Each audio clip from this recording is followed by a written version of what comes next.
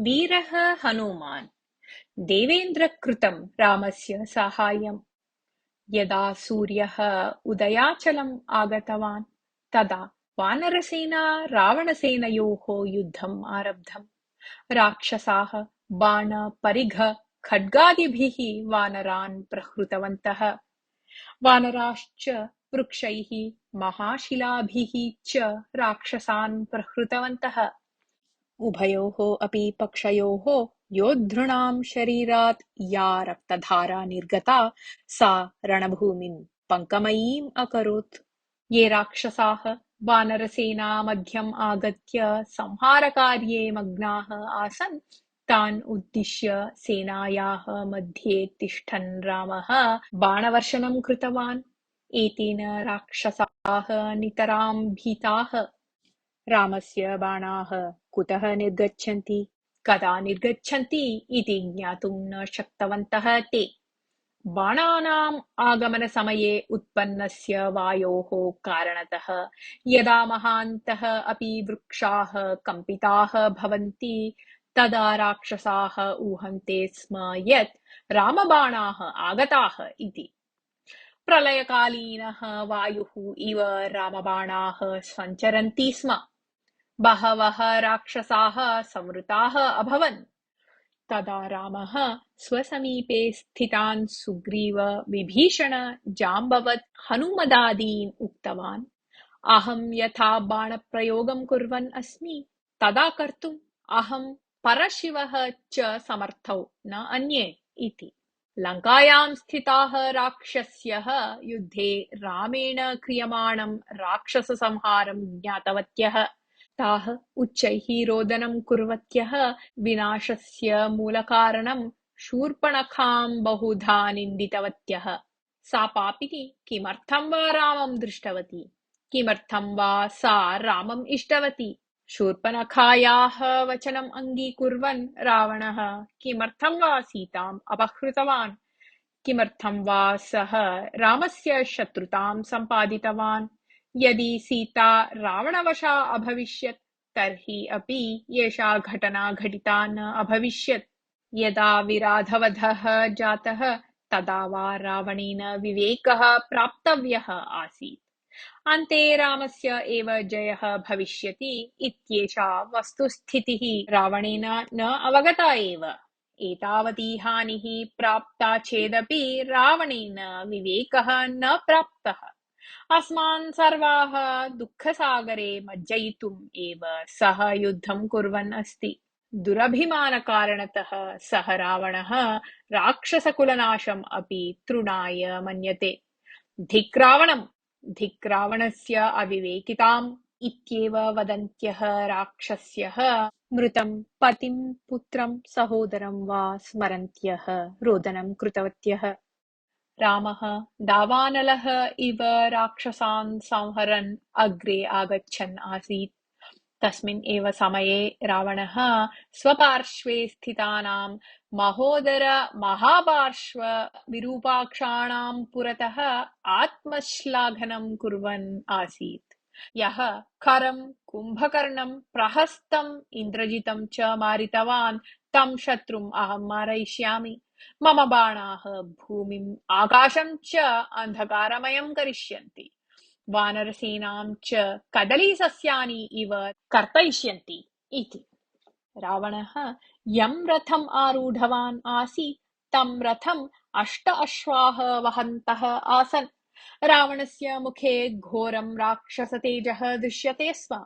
तस्य पार्श्वे महापार्श्वः महोदरः विरूपाक्षः च रथम् आरुह्य स्थितवन्तः आसन्।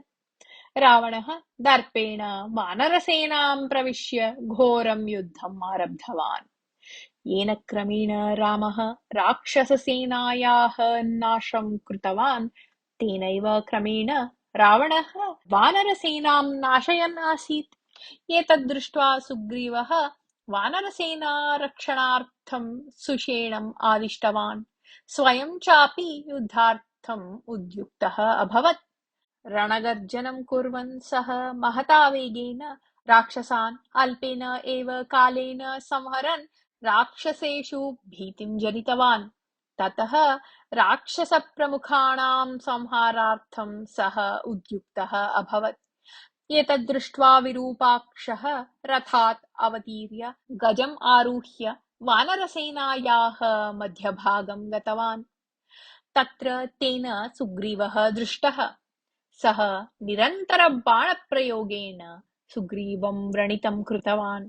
तदा क्रुद्धः सुग्रीवः झटिति एकं महान्तं वृक्षम् उत्पाट्य तेन विरूपाक्षं शिरसि प्रहृतवान्। एतेन घोरप्रहारेण विरूपाक्षः गजात् अधः अपतत्। विरूपाक्षः झटिति उत्थाय खड्गं बाणवारकं च गृहीत्वा युद्धार्थं सन्नद्धः जातः। अनन्तरं सः खड्गेन सुग्रीवं प्रहृतवान्। सुग्रीवः प्रतिहारं कृतवान्। सुग्रीव विरूपाक्षयोः युद्धं दीर्घकालं यावत् प्रवृत्तम्। क्रमशः सुग्रीवस्य शौर्यं प्रवृद्धम्। सुग्रीवः विरूपाक्षं तथा प्रहृतवान् यत् विरूपाक्षस्य नासिकातः मुखतः च रक्तधारा निर्गता। अन्ते रक्तं वमन् विरूपाक्षः भूमौ पतितवान्, प्राणैः वियुक्तः अभवत् च। विरूपाक्षस्य मरणं ज्ञात्वा रावणः वानराणां संहारार्थं महोदरं प्रेषितवान्। वानरसेनां संहरन् यदा महोदरः अग्रे आगतवान् तदा सुग्रीवः तं सम्मुखीकृतवान्। सः एकं परिगायुधम् उन्नीय महोदरस्य रथस्य अश्वान् मारितवान्। एतेन महोदरस्य मुखं कोपेन आरक्तं जातम्। सः आपादमस्तकं कम्पमानः रथात् अवतीर्णः। गदाम् उन्नीय सः वीरगर्जनं कुर्वन् सुग्रीवेण सह युद्धार्थम् अग्रे आगतवान्। सुग्रीवस्य हस्ते स्थितं परिघायुधं महोदरस्य हस्ते स्थिता गदा च अट्टनेन अधः अपतताम्। ततः तयोः मुष्टियुद्धम् आरब्धम्। समबलौ तौ एतेन युद्धेन नितरां श्रान्तौ। अनन्तरं रणरङ्गे यत् आयुधं लब्धं तत् गृहीत्वा परस्परं ताडितवन्तौ। अत्रान्तरे महोदरहस्तस्थः खड्गः सुग्रीवहस्तस्थे बाणवारके सुदृढं लग्नम् अभवत्। यदा महोदरः बलात् तं खड्गम् आक्रष्टुं प्रयतमानः आसीत् तदा सुग्रीवः विद्युद्वेगेन खड्गं चालयन् महोदरस्य शिरः कर्तितवान्। एवं महोदरः गतप्राणः जातः। अपरत्र महापार्श्वः अंगदसेनायाः उपरि आक्रमणं कृतवान् आसीत्। एतद्दृष्ट्वा कुपितः अंगदः समीपस्थम् एकं लोहगोलकम् उन्नीय महापार्श्वम् उद्दिश्य क्षिप्तवान्। एतस्य प्रहारेण महापार्श्वः तस्य सारथिः च रथे एव अपतताम्। तत्समये एव गवाक्षः जाम्बवान् च तत्र आगतवन्तौ। महाशिलानां क्षेपणेन महापार्श्वस्य रथं चूर्णीकृतवन्तौ च। रथस्य अश्वाः अपि ताभ्यां मारिताः। अत्रान्तरे महापार्श्वः सचेतनः जातः। सः झटिति उत्थाय जाम्बवन्तं गवाक्षं च उद्दिश्य बाणवर्षणं कर्तुम् उद्युक्तः अभवत्। एतद्दृष्ट्वा अंगदः कोपेन एकं परिघायुधम् उन्नीय क्षिप्तवान्। ततः आत्मानं रक्षन् महापार्श्वः यदा पार्श्वे गतवान् तदा अंगदः अपि तत्र गतवान्। अल्पकालं यावत् युद्धं कृत्वा सः मुष्टिप्रहारेण महापार्श्वं यमसदनं प्रेषितवान्। इदानीम् अनन्यगतिकया रावणः युद्धार्थम् उद्युक्तः अभवत्। सामान्यैः वानरैः सह युद्धं कर्तुं न इच्छति रावणः। सः तामसास्त्रं प्रयुज्य सर्वान् वानरान् स्वमार्गात् अपसारितवान्। तच्च अस्त्रं प्रचण्डम् आसीत्। तस्य स्पर्शतः बहवः वानराः व्रणिताः अभवन्। वानराः ततः पलायनार्थम् उद्युक्ताः अभवन्। एतद्दृष्ट्वा रामः सन्नद्धः सन् अग्रे प्रस्थितवान्। छाया इव तम् अनुसरन् लक्ष्मणः अपि ततः प्रस्थितवान्। रावणम् उद्दिश्य लक्ष्मणः अस्त्राणि प्रयुक्तवान्। तानि तु लीलया एव खण्डितवान् रावणः। ततः सः रामम् उद्दिश्य बाणान् प्रयुक्तवान्। रामः तान् विनायासं खण्डितवान्। ततः रामरावणयोः घोरं युद्धम् आरब्धम्। परस्परम् अस्त्रप्रत्यस्त्रप्रयोगं कुर्वन्तौ, प्रतिस्पर्धिना प्रयुक्तम् अस्त्रं खण्डयन्तौ, शौर्येण हूङ्कारं कुर्वन्तौ च तौ घोरं युद्धं कृतवन्तौ। रावणः रामं लक्ष्यीकृत्य आसुरास्त्रं प्रयुक्तवान्। एतत्तु अपायकारि अस्त्रम्। रामः आग्नेयास्त्रं प्रयुज्य तत् अस्त्रं नाशितवान्। एतद्दृष्ट्वा सुग्रीवादयः वानरप्रमुखाः नितरां सन्तुष्टाः। ततः रावणः रौद्रास्त्रस्य प्रयोगं कृतवान्। रामः गन्धर्वास्त्रं प्रयुज्य रौद्रास्त्रं नाशितवान्। एतद्दृष्ट्वा रावणः सौरास्त्रं प्रयुक्तवान्। एतत् अस्त्रम् अपि रामः स्वकीयेन प्रत्यस्त्रेण शक्तिहीनं कृतवान्। एवम् अस्त्र-प्रत्यस्त्रप्रयोगेण रामरावणयोः युद्धं निरन्तरं प्रवर्तमानम् आसीत्। रामः विविधानाम् अस्त्राणां प्रयोगेण रावणं व्रणितं कृतवान्। ततः सः विश्रान्त्यर्थम् अस्त्रप्रयोगं किञ्चित्कालं स्थगितवान् च। तदा लक्ष्मणः युद्धार्थम् उद्युक्तः अभवत्। सः प्रथमं रावणरथस्य ध्वजं पातितवान्। ततः रावणसारथिं परलोकं प्रेषितवान्। अनन्तरं रावणस्य धनुः चूर्णीकृतवान् अपि। यदा लक्ष्मणः युद्धं स्थगितवान्, तदा विभीषणः युद्धं कर्तुम् उद्युक्तः जातः। सः गदया प्रहृत्य रावणस्य रथस्य अश्वान् मारितवान्। एतद्दृष्ट्वा क्रुद्धः रावणः विभीषणम् उद्दिश्य एकं शक्त्यायुधं क्षिप्तवान्। किन्तु तत्रैव स्थितः लक्ष्मणः स्वकीयेन अस्त्रेण तत् आयुधं त्रिधा खण्डयित्वा अधः पातितवान्। तदा रावणः परमशक्तियुक्तं शक्त्यायुधं गृहीतवान्। एतद्दृष्ट्वा लक्ष्मणः ज्ञातवान् यत् विभीषणस्य उपरि विपत् आपतिष्यति इति।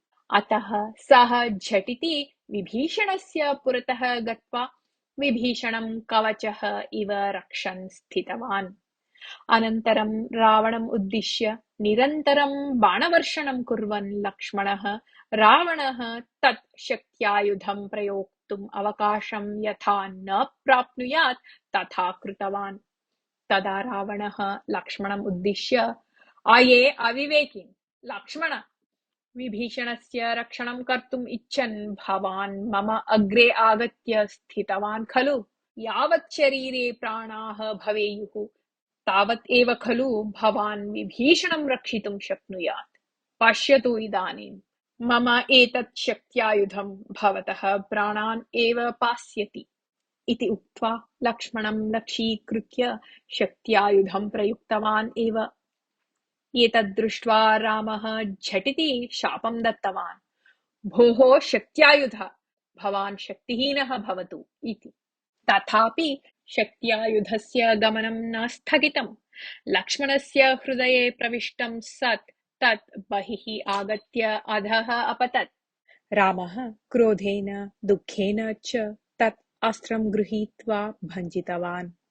रावणः तु रामं लक्ष्यीकृत्य निरन्तरं बाणप्रयोगं कुर्वन् एव आसीत्। रामः तान् बाणान् तृणाय मन्यमानः हनूमन्तं सकृत् आलिङ्ग्य सुग्रीव हनूमादीन् उद्दिश्य उक्तवान्, भवन्तः लक्ष्मणस्य रक्षणं कुर्वन्तु, अहं रावणेन सह युद्धम् अनुवर्तयिष्यामि इति। रामः यद्यपि एवम् उक्तवान्, तथापि लक्ष्मणस्य दयनीयां स्थितिं पश्यतः तस्य युद्धासक्तिः क्षीयमाणा आसीत्। एतत् जानन् सुषेणः रामम् उक्तवान्, लक्ष्मणविषये भवतः चिन्ता मास्तु, सः जीवति, तस्य रक्षणोपायं वयं चिन्तयिष्यामः इति। अनन्तरं सः हनूमन्तं पश्यन् उक्तवान्, पूर्वं भवान् यम् औषधिपर्वतम् अत्र आनीतवान् आसीत्, तस्य दक्षिणभागस्थे शिखरे स्थितानि ओषधिसस्यानि इदानीम् आनयतु। अविलम्बेन एतत् करणीयं भवता, अन्यथा लक्ष्मणस्य प्राणापायः स्यात्। झटिति प्रस्थानं करोतु इति।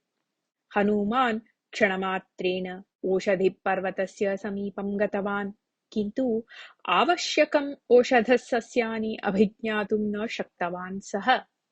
अतः सः पर्वतशिखरम् एव उत्पाट्य आनीतवान्। ततः सुषेणम् उक्तवान् सः, भवता सूचितम् ओषधिसस्यम् अभिज्ञातुम् अहं न शक्तवान्, अतः पर्वतशिखरम् एव उत्पाट्य आनीतवान् अस्मि। इतः यत् ओषधिसस्यम् आवश्यकं तत् स्वयं स्वीकरोतु इति। सुषेणः हनूमतः पराक्रमं विवेकितां च प्रशंस्य आवश्यकम् ओषधिसस्यम् उत्पाट्य निष्पीड्य प्राप्तं रसं लक्ष्मणस्य नासिकायां स्थापितवान्। तदा लक्ष्मणः सचेतनां प्राप्य उत्थितवान्।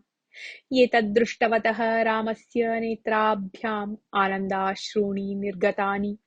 सः लक्ष्मणं प्रीत्या दृढम् आलिङ्ग्य उक्तवान्, लक्ष्मण, भवतः उज्जीवनतः मम मनः स्वस्थं जातम्। यदि भवान् मरणं प्राप्तवान् स्यात् तर्हि एतेन युद्धेन किं वा साधितम् अभविष्यत्? सीतायाः प्राप्त्या वा किम् अभविष्यत्? सर्वं व्यर्थम् अभविष्यत् खलु इति।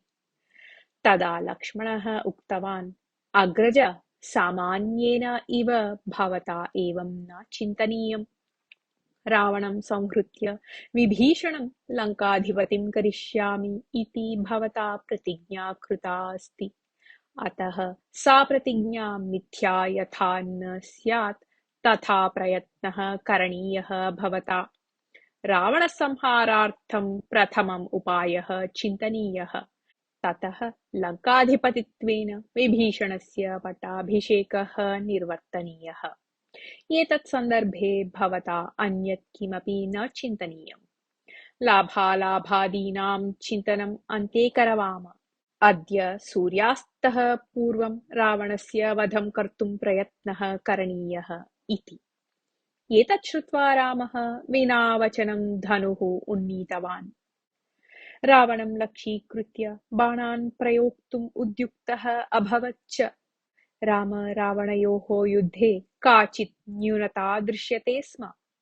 रावणः सुसज्जिते रथे स्थित्वा युद्धं कुर्वन् आसीत्, किन्तु उचितस्य रथस्य अभावतः रामः भूमौ स्थित्वा युद्धं करोति स्म। एतां न्यूनतां निवारयितुम् इच्छन् इन्द्रः सारथिना मातलिना सहितं स्वकीयं रथं रामाय प्रेषितवान्। स च रथः वज्रवैढूर्यादिभिः अलङ्कृतः आसीत्। सुवर्णपत्रावरणे रमणीयानि चित्राणि चित्रितानि आसन्। रथः उदयमानः सूर्यः इव विराजते स्म। मातलिः साक्षात् रामस्य समीपम् आगत्य उक्तवान्, आर्य, भवतः जयम् अभिलषन् इन्द्रः एतं रथं प्रेषितवान् अस्ति। तथैव अपूर्वं धनुः, कवचं, बाणान्, शक्त्यायुधानि चापि प्रेषितवान् अस्ति सः। एतं रथम् आरुह्य एव पूर्वम् इन्द्रः दानवान् संहृतवान् आसीत्। तत्समये अहम् एव सारथिः आसम्। इदानीम् अपि अहं सारथ्यं निर्वहामि। भवान् एतस्मिन् स्थित्वा युद्धं कुर्वन् रावणं संहरतु इति। मातुलेः वचनं श्रुत्वा रामः सन्तुष्टः सन् प्रदक्षिणापूर्वकं रथं नमस्कृत्य आरूढवान्। ततः रामरावणयोः युद्धं पुनः आरब्धम्। एतत् अपूर्वं युद्धं देवाः सर्वे महत्या आसत्या कुतूहलेन च दृष्टवन्तः अनुवर्तते।